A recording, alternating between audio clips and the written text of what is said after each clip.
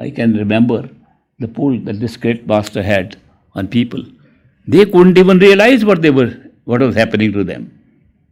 I often quote the example of a professor that I knew. The professor came to great master to tell him that what you are teaching is wrong. He came once Sunday during the discourse, and after the discourse said, Master, whatever you have said today is utterly wrong. There are no higher regions. This physical body is the only body. And there is no evidence at all for what you are saying. We are scientists, we are professors, we understand things on a scientific basis. Therefore, you come up with all these stories. These gurus have made up all the stories just to fleece people of their money and to just get followers for themselves. And I can tell you, as a professor, that there is no truth in what you are saying. Please don't deceive these people. And great master said, Professor, I appreciate your honesty. I appreciate your understanding of whatever you have understood. But my experience is different. We can have different experiences. My experience is different. But thank you very much for your honest opinion.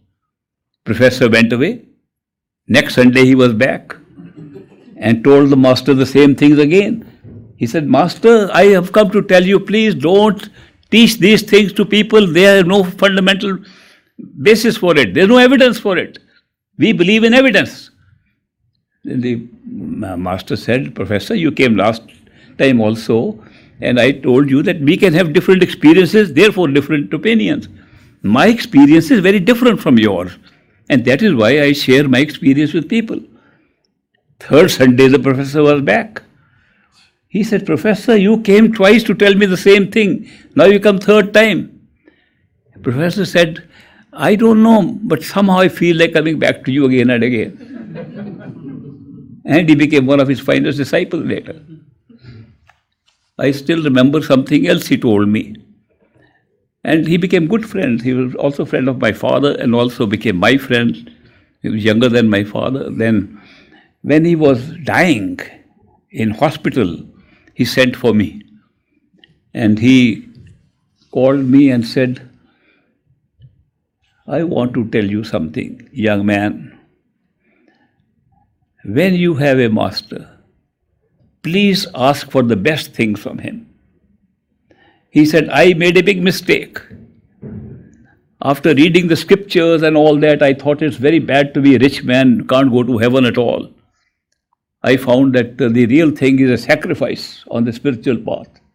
So I told great master, Master, give me poverty, give me sickness, give me all the humbleness to be at your feet. He gave me poverty. I couldn't get a job after that. He gave me sickness. I'm going to die with the sickness.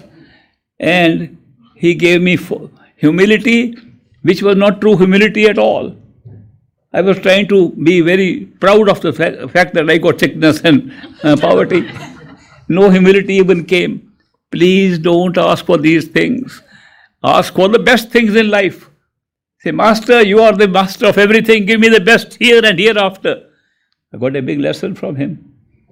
And I said, yes, I'll ask for the best. And the master gave me the best. So that is why the master who loves unconditionally is also our best friend. We can't have a better friend than the master. And the master, when he initiates us, accepts us, he sits inside us forever till we reach the ultimate home, true home. So that is why this is the secret. People asked the great master, tell us in a short way the spiritual path. He says spiritual path starts with a perfect living master, continues with the perfect living master, and with the perfect living master. That's the spiritual path. The spiritual path is the master. But the mind won't accept it. The mind says, if I have to realize my own self, I don't need a third party outside. If I have to meet my God, who they say is inside you, I don't need an outside agent to help me to find God. I can find God myself.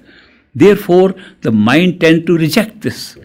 And therefore, our journey becomes longer and longer. There is nothing that extends our journey further than is needed than our own mind. There is no outside enemy coming to help to come in our way. Our own mind becomes our enemy, and our own mind is what we have to tackle with. It is only the love that we experience from a master that ultimately takes care of our doubts, takes care of our mind. With our own effort, we get more into a jumble, more thinking, more discrepancies in everything that we see, more contradictions. Even in the books we read, mind can create all that situation.